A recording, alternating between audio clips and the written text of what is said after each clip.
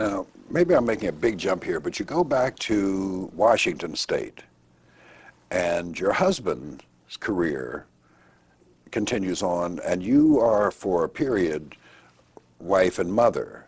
And there's a period where you take a long time to finish this dissertation. Seemed like forever.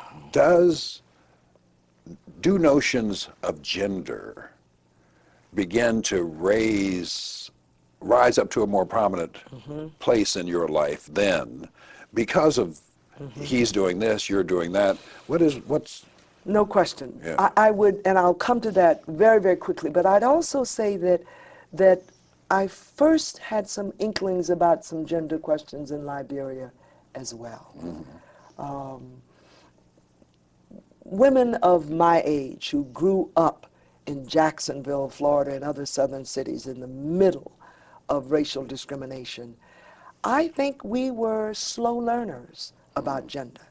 We were certainly affected by it, as were menfolk. But race was so overpowering in its presence and its consequences. In Liberia, removed from the immediacy of the race question, I not only was hit by the class issues, but I began to first ask notions about the woman question. Not in loud voice, but at least I began. Yes, it struck me as frankly unfair that I should have to go where Robert Cole had a job, and that I was then to scrounge a job. Did I make a major protest about it? No. But it did grab me. This doesn't seem so fair. At that time, however, we had one son. David had been born in Liberia, and another son.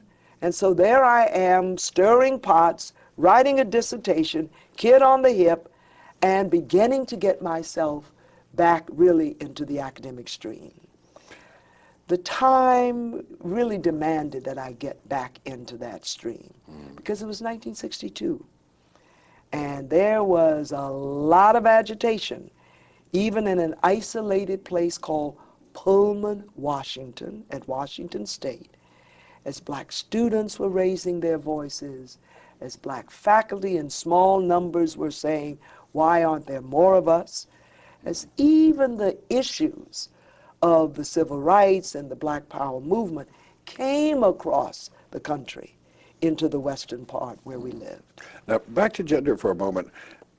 Housewife, student, mother, there have to be other wives undergoing the same thing. Their husbands are pursuing their degrees and following their careers.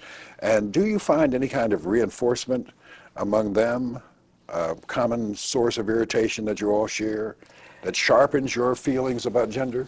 It is very clear to me that it would take another hunk of years before this entrapped labor force,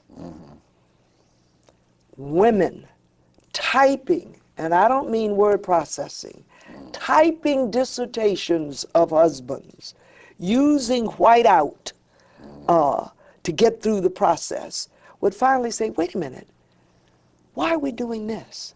And you know what? I've got a dissertation I would like to write one day. The voices were not strong. There was not a great deal of gender consciousness in those years in which I lived in Washington State. By the time we come across country to Hunter College, the voices are very strong. And so it's really, not even Hunter College, I'm sorry, come across country to Massachusetts, that the voices are getting very strong. Before you go to Hunter. Before I go to Hunter. So it's really in this early 70s that I began to listen to my own voice and to hear the voices of other women. And I don't just mean white women. I mean women of color as well, raising the gender question.